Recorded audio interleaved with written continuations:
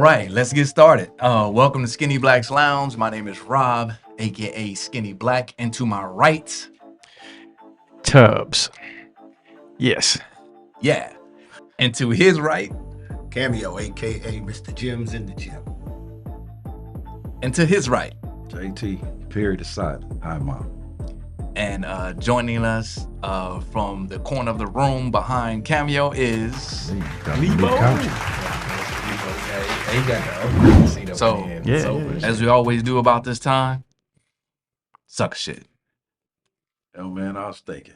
Uh-oh. This one, it's for you, man. Thank you, brother. Because I finally came with it. There is no substitute for chicken and waffles. See, we in LA. It's home Roscoe's, House of Chicken and Waffles. And what you understand once you've had chicken and waffles, there's no substitute for it. It don't seem like it's gonna make sense or be good, but once you have it, it all makes sense. 100%. Give you a life example. Remember when you first heard that Bobby Brown and Whitney Houston was getting married? You was like, this ain't gonna work. Then you saw them on TV together. You was like, for each other, right? Because they remind you your uncle, your auntie, that was both alcoholics that hung out, right? So it might not make sense to you, but it'll work. What am I talking about? Women always question what men want because it don't make sense in their head, right? I just want some peace. Well, that just don't make sense. If we don't talk about it, how's this gonna work? This silence will work. That's my chicken and waffles. If you just let me do it, I'm gonna show you how this works. You know? Oh, you know what? I just want you to be cooperative. Well, that's my chicken and waffles. But you want to substitute it with your degree. You want to substitute it with your job. You cooperative over at the post office with your supervisor. Why the hell you can't get along with me in the apartment? See, now, everybody like chicken and biscuits, that's KFC. But I didn't want KFC when I went to Roscoe's. You chicken and waffle substitute niggas? You want some sucker shit. Good job. Good. Good job. Good job.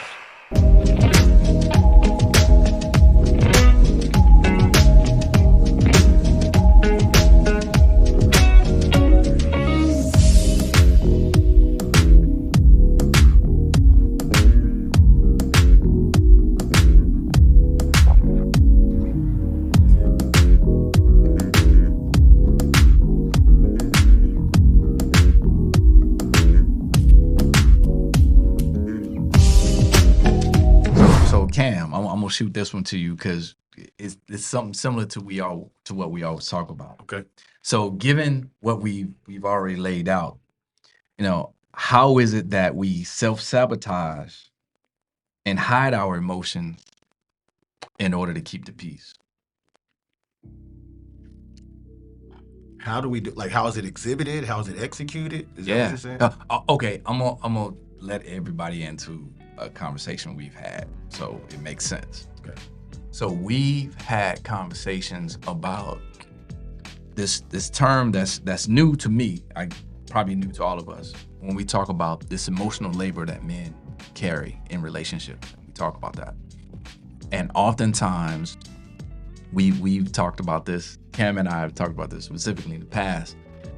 The situation, there could be some situation out there where you cheat to keep your situation good. Got you. So, Got you.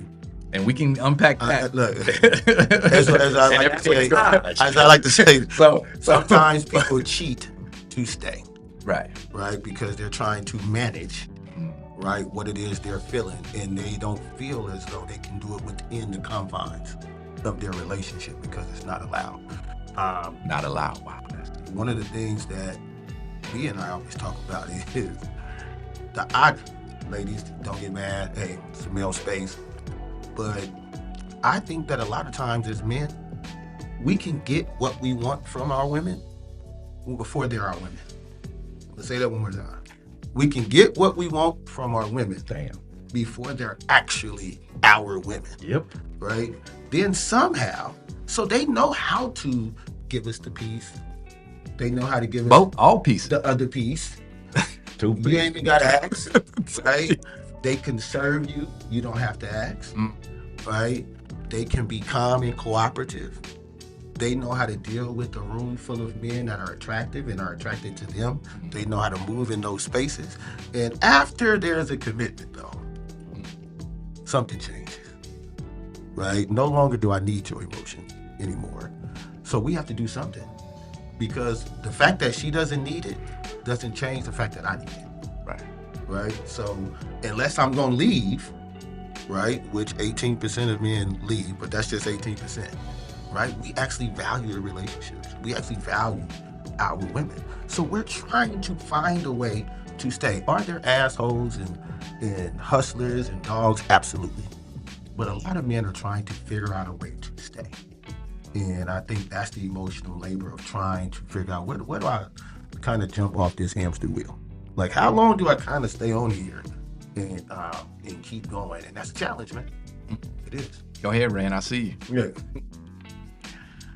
I mean, that's just a lot going there. I'm trying to process that, because I've seen it happen so many times, where to keep your balance, your equilibrium, guys will dwell in this space over here because it brings them. What does it bring them? Peace. You know what I'm saying? Peace. So that they can come home and deal with whatever it is they have to deal with. Because if they do this cost-benefit analysis of what it is, like it's never a zero-sum game. We like to think of things in a zero-sum aspect. It's not that you don't love your woman, but there are some definitive things that take you to a space that have you contemplating escaping. But that's not an option given the obligations that you have. So you say, how do I manage this? And this is not an endorsement of it. I'm just telling you how it is. Right. So that you're not sitting in the car trying to prepare yourself to enter your home. You're not. I think we need to pause for that. Just say that. I think there needs to be a pause. The way we pause at that garage before we go in. That's deep. Yeah, that's where I'm that's what stepping into happy my hour place comes in, right? Right? Happy hour is 5 o'clock. 5 to 7, right? You know what? I'm gonna hit this happy hour before I go home, right? Or to our points, what we're saying, like it's not that we're condoning. It's not that, just like comedian talk about OJ, like, yo, I'm not saying that was cool, but I understand, right? I'm not saying it's cool that brothers have these ill-equipped with the tools to emotionally manage in our relationships we haven't seen throughout our lives, and then we do see, and we haven't been able to pull back the curtain and had the language to ask the questions, like, how is that working for you? How is your relationship, your parents' relationship, which you got a chance to see throughout your life? And that's, we talk about your origin story.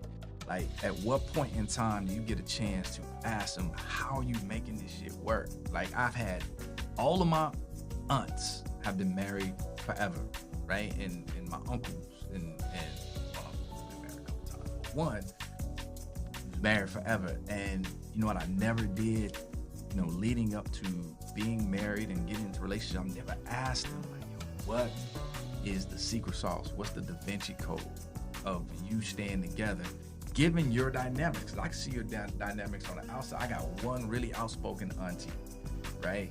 And her husband, my uncle, I love him, rest his soul. She told me, she was like, everybody think that I'm this and I talk, and I do, I am. She admitted it. She like, but when Stanley said that's a no, that was a no. And so I could imagine, just from her telling me that, I was like, oh, now I got a different view and thought about what's happening behind closed doors. it's a different dynamic. Yeah. Right. So And it's their dynamic. And it's their dynamic. It's their dynamic. They've learned to create an understanding of what their level of interaction is and how they communicate with each other and how they do it. Like, it is far more complicated to step out and do that escapism with another woman and create more issues for yourself. It is. Hold up. Well, I want to go before we get too deep. I gotta go here. Time out on the play. Wait. I know. Before we go, I just got a 30. I just get 30. Go ahead. Before we go, You because gonna we talk take a about the 30? dynamics of the relationship. Yeah. Right? Let me go here, right, real quick. The question that, as I'm listening to you, and I'm listening to B, is we'll just go the last 30 years. How have the relationships even lasted a decent amount of time without a key variable of the equation, which is the male balance and emotion? Like, really, like, Paul, like, we don't even have that. Like, this is a new space for us as men, that we're overtly sharing and emoting, right, and communicating at this level, right, at this level. So what have these relationships been where we haven't even had that piece? I'll answer that, but Jay, you gotta Like, go. that's You crazy. chomping. That's I crazy. have an aunt and uncle. My uncle passed away, but just like that, same dynamic. Mm-hmm. You can't. Okay, first of all, Come on, man. for most men, respect is greater currency than love. Yes. And what old school and older women knew was that there were lines of respect that they would not cross with their husband or man. Yeah.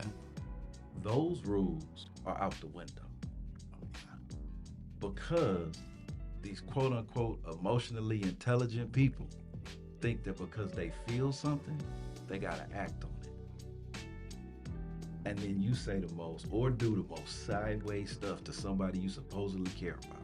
Which is actually emotional immaturity and not emotional That was the point intelligence. I was making. Because that's earlier. what we tell kids at school.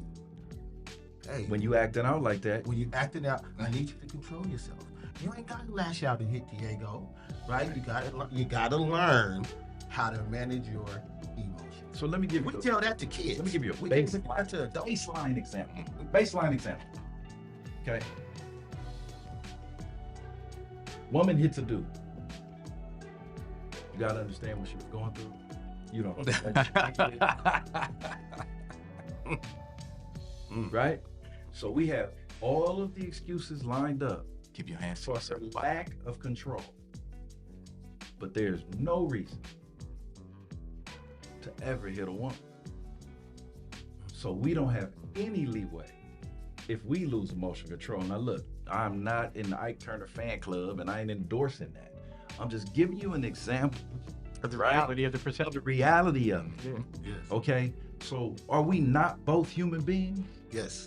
having an experience? Are we not equals? So why, wait a minute, so why am I tasked in this situation with being greater than you? Yep.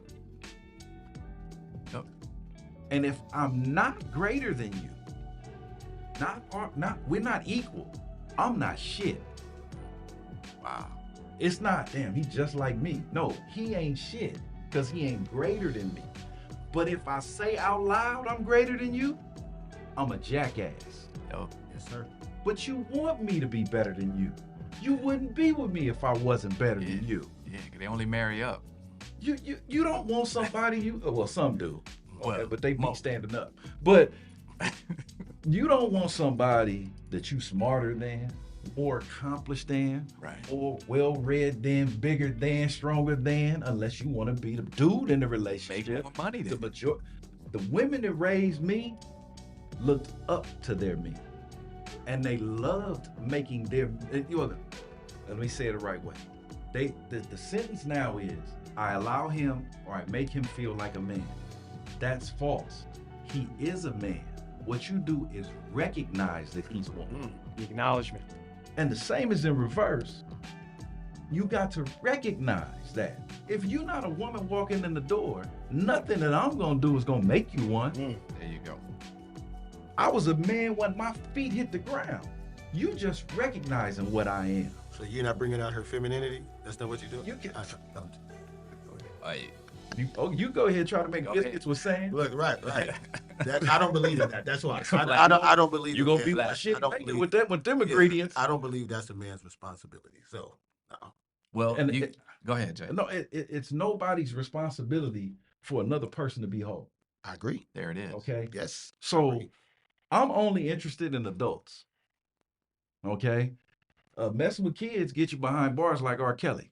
All right. So if you're not an adult coming into the relationship, I'm not gonna sing bump and grind to your ass. Okay. That's just how I roll. Your mind's telling you that. Hey, you know what I'm saying? Is this camera on me? Yes. That's stupid. Use your common sense. What your body is telling you. Yes. That's the problem. I mean, you guys are bringing up something that I want to tap into, and I love the direction that we headed. It's about gender roles, right? Because there is a almost complete misunderstanding of traditional gender roles. There's a complete misunderstanding by society, mostly. Well, I'll just say in general. I'm not gonna put that in genders, but the misunderstanding is that grandma and grandpa didn't have an agreement. The misunderstanding is that grandpa did go out and they had an agreement that I am going to make life for this family. I'm gonna do what it takes to get this house. I'm gonna do what it takes for us to raise these kids, do what it takes to send them and to educate them, right? In return, grandma said, I got your back. And you know what? When you get home, take off your shoes, sit in this chair, this one chair that I ain't gonna let nobody else sit in. That's the respect that you talk about. And I'm gonna fix your plate and you will get the big piece of chicken, right? And everything that goes along with that, right? So those were agreements set in stone where he did his job, worked his ass to death, grind his ass to death, left his family in a good space. So his reward was, his family was in a good space. He got that nice chair, and he got to die first. And So there's a misunderstanding of the gender role. So go ahead. And definitely, and a lot of people take that literally. Though that's a metaphorical statement about the gender roles, about creating a space of comfort when he comes home after going out and slaying the dragons in order for the family to be safe. Like the big piece of chicken, the chair, and things.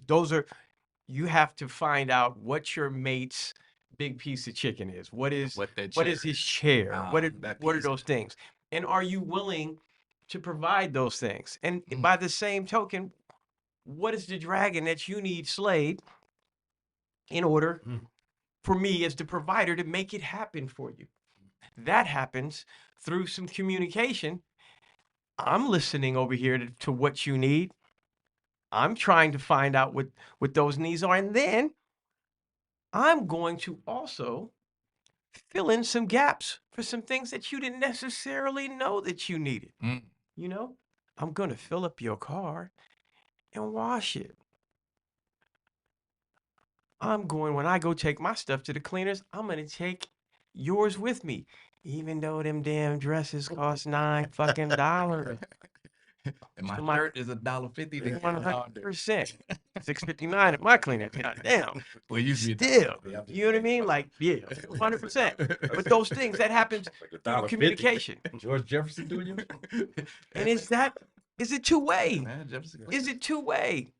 Are you trying to hear what I need, what my big piece of chicken item is, or what my chair is, what my Yes. pipe and my slippers? Good point. What is that? Are you willing, and is your ego not going to allow you to do that because, well, that would be surrendering to a man, and I'm not into those traditional roles and things like that because, I work too.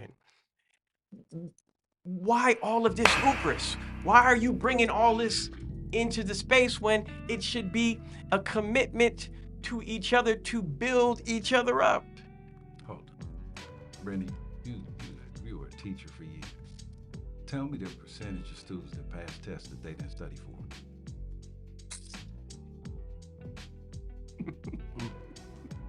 Old school men were raised to be husbands, And old school women were raised to be wives. So once you met each other, you were 80 to 90% there already before you even introduced yourselves. We ain't 25% there when we meet. Right? Well, I think the women today, there's a perception that those women needed men, and they only served those men because in their mind they needed them. They didn't have the resources or opportunities. I'm looking at outcomes. No, I'm agreeing with you, but I think today's women, they don't even want to be like grandma. No, but no. They run far from grandma. Hold on, Ken, but they want granddad. Want granddad. They want granddad. They want granddad. But they don't want to be grandma. Yeah. They want. I'll push back on that. No. Watch this. Go ahead. It's the buffet style of granddad. Okay. Because I want to pick and choose the pieces of a man as if we come like that. Right. So you don't really want it. But you got to take me as the whole person that I am. Right. Right. But earlier I said that we both aren't 20% there. Because people won't catch that. But it's been well documented about the 75% lag on our side. What I'm saying is we both own the Titanic. Okay? 100%. We own this together. There was an understanding back in the day that we are both fighting the same struggle. There was no question who the enemy was. There was no question what we were fighting against. Now, we look at each other as the enemy. And we far from the worst thing in each other's lives. But see, I'll push. I don't think that we're looking at. I don't think that black men are looking at black women like they're the enemy. Right? It's hard to say that you look at somebody as an enemy when you're willing to commit to them. Well, hold on. Hold on. Let me put right.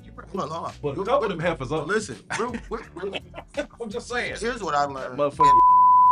Listen, for the longest I thought it was the opposite, right? For the longest, I thought the women really valued the relationships and commitment and partnership more than men.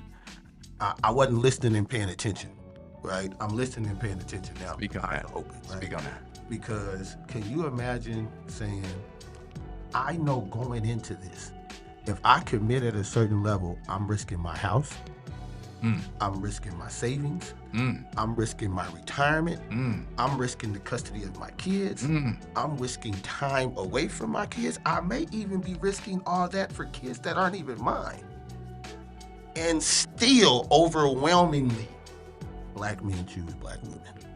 So when I say we both, I don't think we both there. I think one of us are still there. The women would like to say we haven't evolved to where they are. I like to say they've evolved to a place that they think that we are the enemy. That Rob, they what's want to outcompete us. That's what I believe. What's the percentage of who initiates the most black divorces in black families? Cam has that. It's 82. 82%. There you go. Yes, sir. There you go. So 82%. that tells you about the That's my point. Right. the data says. The data says somebody has beef, and there's no way you can convince me. You're saying 82%, man. 82% of the niggas is failing. Really? There isn't any percentage in that 82% where, man, the cat was earnest and the broad wasn't overzealous. Like 82%. That's an egregious fucking overcorrection. You know what I'm saying? There's plenty of sisters who were justified in getting the fuck out. You know what I'm saying? Cats who didn't acknowledge them, didn't appreciate them, didn't nurture the relationship the way it should have been nurtured.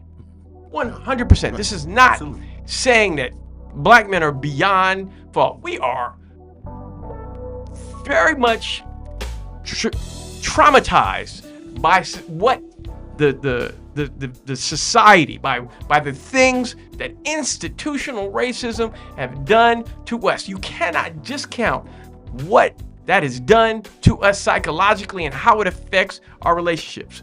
But 82% bro, that's mad egregious, G. That's what is that saying? That's saying somebody has collectively kind of declared something on us. It ain't jihad, you know what I'm saying? But it's something. And it's not to say that we're not failing, because we are, man. I got some man, you know, some nephews, like, come on, dog, like, pull your pants. You know what I mean? You had the examples, Playboy. Like, really, this is what we're doing? This is what we're doing? You know what I mean? Is this what my downline looks like? You know what I mean? And damn, where did I fail in this space? Right. You know what I mean? I'm got me questioning myself, and I'm like, nah, man, I did it right. Man, this is a choice, man. You choosing trifling. You know what I'm saying? I gotta wash my hands of that. So this is not me absolving men by any stretch of the imagination. That is a damning That's a fucking serious figure, bro. Right. Here's the thing. Is this not the greatest time for African American women in terms of education, economics, and resources? All of it. So if this is the best they're doing in history, right, in those spaces, but the worst we're doing in history from the relationship standpoint, you can argue that the more they ascend over here, the worse we're going to get over here. So now what do we do? Now what do we do? Because they're going to keep ascending. As a father of daughters, I hope they do. Right? Yeah. Right? As a father, I hope they are. So I'm helping you. There's fathers who have helped and took on those student loans and bought them their cars and gave them their down payment for them to now turn around and say, you know what, thank you, but I don't really want to rock with y'all like that. So when we go back to the very first question you asked about how we walking through society, I'm walking like they've hedged their bets, and we're the bet. That's tough.